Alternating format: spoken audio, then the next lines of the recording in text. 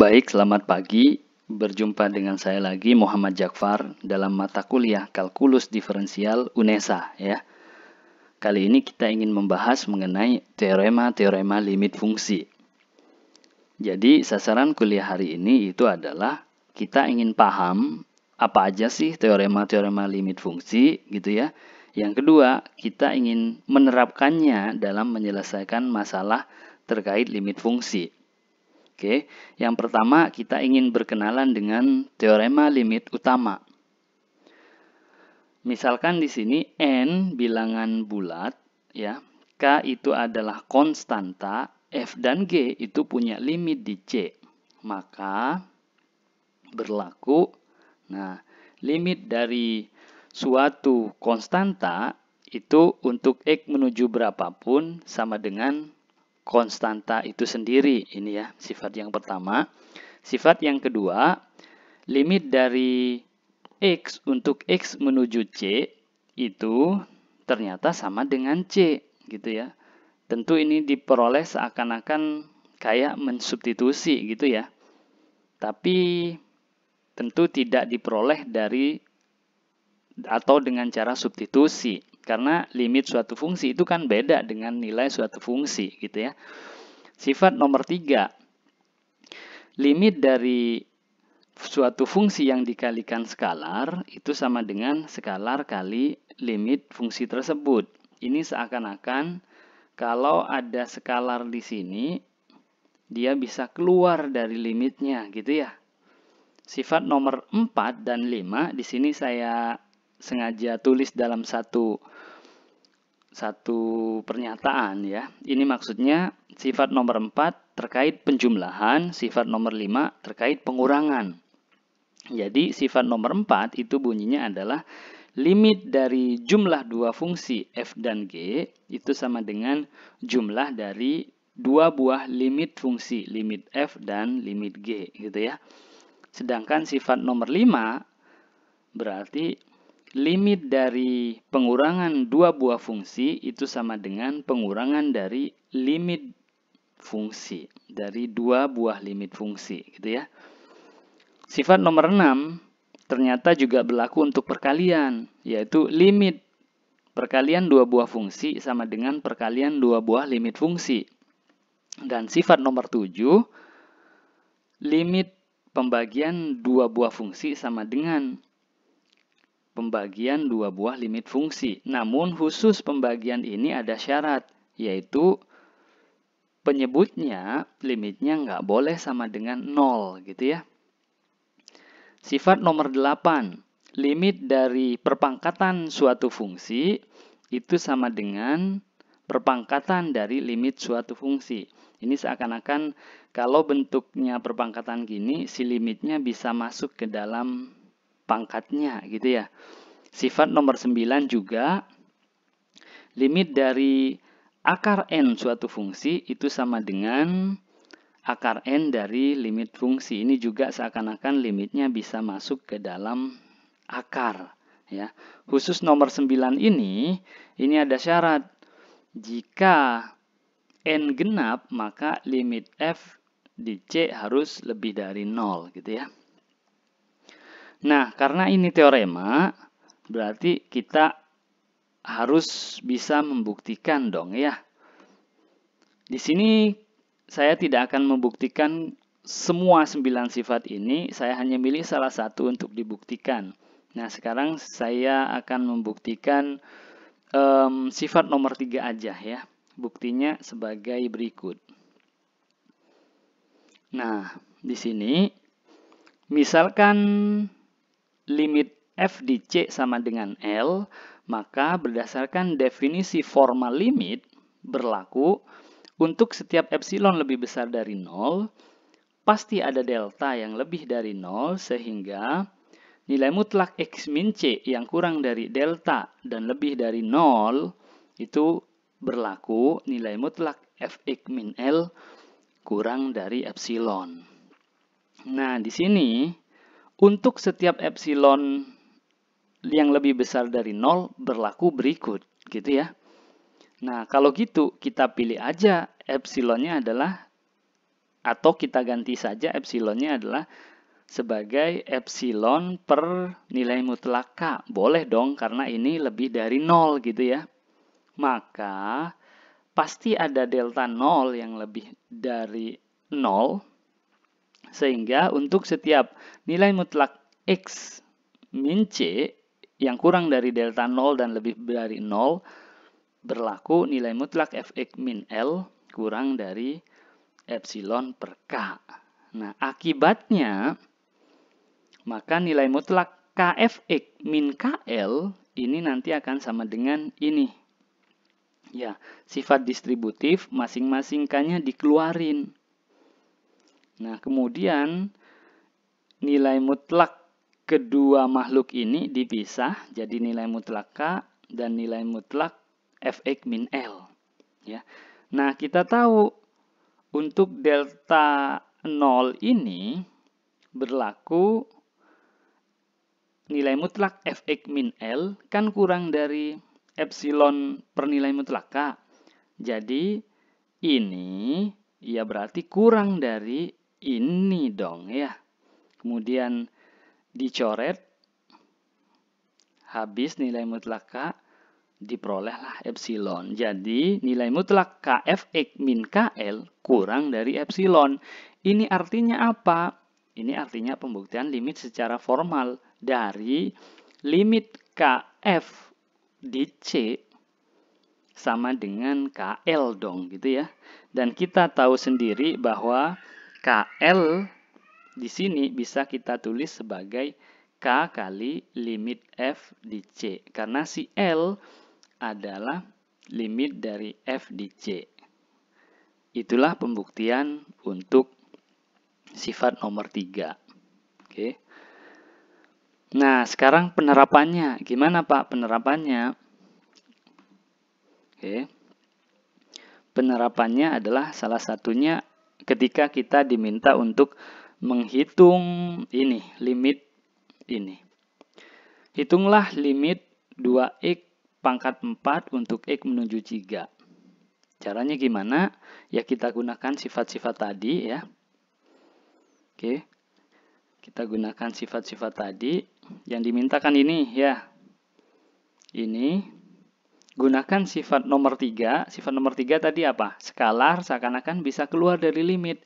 Jadi 2 kali limit x pangkat 4. Ya. Kemudian gunakan sifat nomor 8, seakan-akan limit bisa masuk ke pangkat. Jadi bentuknya seperti ini sekarang.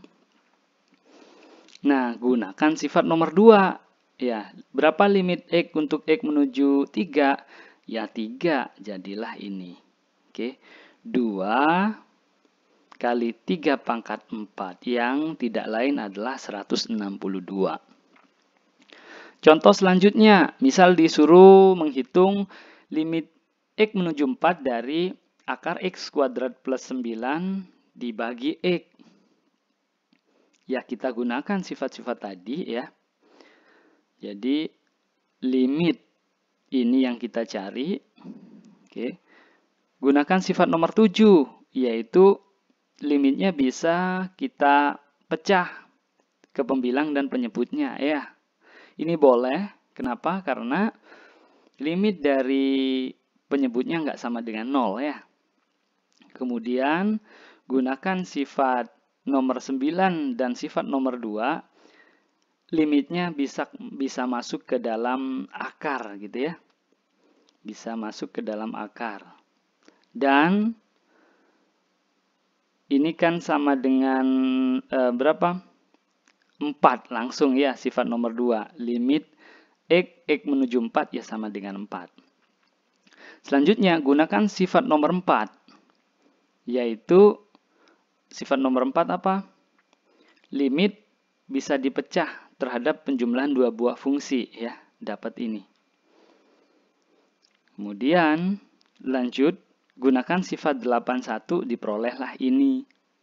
Gitu ya. 8 itu yang limitnya bisa masuk ke pangkat gitu ya. Kemudian gunakan sifat nomor 2 lagi, limit X menuju 4 ya 4. Jadi diperoleh hasil 5/4. Oke. Jadi bedanya pengerjaan atau penghitungan limit di SMA atau di S1, itu kalau di S1 itu lebih ditekankan dari sini ke sini kenapa, gunakan teorema keberapa gitu ya. Oke. Next, lanjut.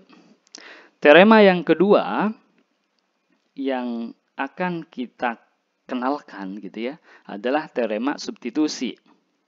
Bunyinya gimana? Jika f adalah suatu fungsi polinom rasional atau fungsi rasional juga ya, maka berlaku limit fx untuk x menuju c itu sama dengan fc. Jadi khusus fungsi polinom atau rasional, ya kita tinggal mensubstitusi si c ke x gitu ya. Tapi ada syarat, khusus untuk fungsi rasional, nilai penyebut di C nggak boleh 0 ya. Oke, contohnya gimana? Contohnya ini. Nah, kita lihat di sini, ini kan fungsi apa? Fungsi rasional ya. Fungsi rasional. Maka cara menghitung limitnya, ya udah tinggal substitusi gitu ya. Gunakan teorema substitusi, jadi tinggal substitusi, tinggal ganti x-nya dengan 2. Jadi diperoleh negatif 11/2 setelah dihitung.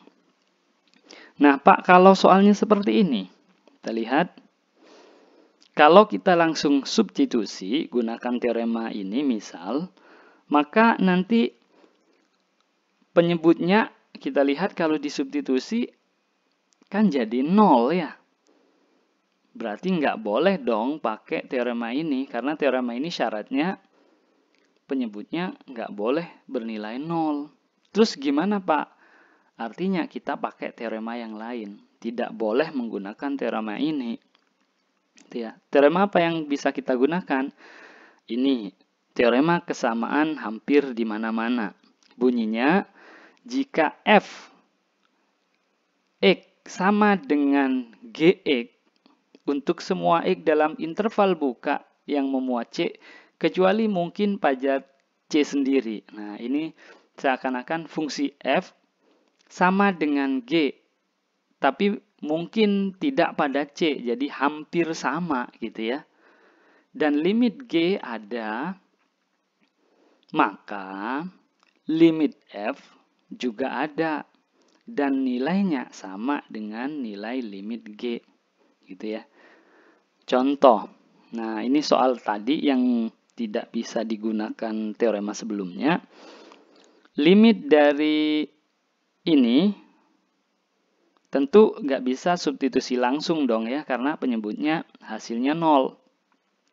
Terus gimana Pak? Kita ubah bentuknya, kita faktorkan, yang atas difaktorkan, yang bawah juga difaktorkan. Diperolehlah ini. Ya. Di sini ketemu x min 2, di bawah juga ketemu x min 2. Karena limit itu yang apa? Tidak untuk x sama dengan 2. Limit itu kan di sekitar 2, bukan pada x sama dengan 2. Maka nilai x min 2 nggak mungkin 0 dong ya. Karena x tidak mungkin sama dengan 2 dalam hal limit. Jadi nggak mungkin 0, berarti kalau nggak mungkin 0, dia suatu bilangan. Bilangan tak 0. Bilangan tak 0 dibagi bilangan tak 0 hasilnya 1 gitu ya. Jadi diperolehlah ini. Nah, di sini fungsi ini dengan fungsi ini itu sama hampir di mana-mana. Jadi dia sama kecuali di x sama dengan 2 ya. Kalau di x sama dengan 2 beda nilai fungsinya ya. Maka berdasarkan teorema kesamaan hampir di mana-mana, berarti limit fungsi ini sama dong dengan limit fungsi ini. Nah, cara ngitung limit fungsi ini, ya gunakan teorema sebelumnya, yaitu tinggal kita substitusi. Ya. Ingat, kenapa kita boleh mensubstitusi? Itu karena ada jaminan teorema substitusi. Ya. Bukan asal langsung substitusi. Itu kan kalau mencari nilai fungsi itu tinggal substitusi gitu ya. Oke. Next. Nah, sekarang kita berkenalan dengan teorema Apit. Apa itu teorema Apit? Nah, bunyinya gini, misal f, g, dan h adalah fungsi yang memenuhi gini, nilai fx selalu kurang dari atau sama dengan nilai gx yang selalu kurang dari atau sama dengan nilai hx. Ini seakan-akan g diapit oleh f dan h ya nilainya. Untuk semua x di sekitar c, kecuali mungkin di C, jadi di C sendiri boleh nggak berlaku ini gitu ya. Ternyata jika limit F di C sama dengan L, limit H di C juga sama dengan L, maka limit Gx pun ada, yaitu sama dengan L gitu ya. Nah, catat teorema Apit ini juga berlaku untuk limit sepihak. Jadi limit kalau ini limit kanan, ya ini limit kanan. Kalau ini limit kiri, ya ini limit kiri, gitu ya. Ilustrasinya seperti apa, Pak? Nah, di sini saya tampilkan ilustrasinya. Misal ini koordinat Kartesius. Ini titik C, terus saya punya fungsi F, ya. Punya fungsi H. Dan saya juga punya fungsi G. Di sini ceritanya, dalam interval ini, si G diapit oleh fungsi F dan fungsi H. Ya. Maka, jika limit F sama dengan L di C, dan limit H juga sama dengan L di C, maka limit fungsi G juga sama dengan L dong di C gitu ya. Nah, contoh penggunaan teorema Apit. Di sini kalau misal kita disuruh menentukan limit fungsi yang berbentuk seperti ini atau yang aneh-aneh, misalnya X sin seper X untuk X mendekati 0. Nah, itu gimana, Pak? Tentu teorema-teorema sebelumnya nggak bisa memperoleh atau kita gunakan untuk memperoleh nilai ini ya. Makanya kita gunakan teorema Apit. Di sini kita cek untuk X mendekati 0, dari kanan atau X-nya lebih besar dari 0. Kita tahu sin itu kan nilainya kurang dari 1, lebih dari negatif 1 atau sama dengan ya. Maka dengan kita mengalihkan ketiga ruas dengan X, diperolehlah ini. Kemudian gunakan teorema Apit karena kita tahu limit X menuju 0 dari kanan ini adalah 0 dan ini juga 0, maka limit kanan X sin seper X sama dengan 0 dong ya. Pak, kok limit kanan? Karena kita tadi misalkan X-nya yang lebih besar dari 0. Nah, dengan cara yang serupa, kita akan mempunyai juga limit kirinya yang sama dengan 0 juga ya. Ilustrasi gambarnya kira-kira seperti ini. Maka kesimpulannya limit X menuju 0 dari X sin seper X itu adalah sama dengan berapa? Ya, sama dengan 0 gitu ya. Oke. Untuk mengecek pemahaman kalian, silahkan kerjakan 3 sifat berikut. Oke, sampai di sini kita akhiri pertemuan kita. Assalamualaikum warahmatullahi wabarakatuh.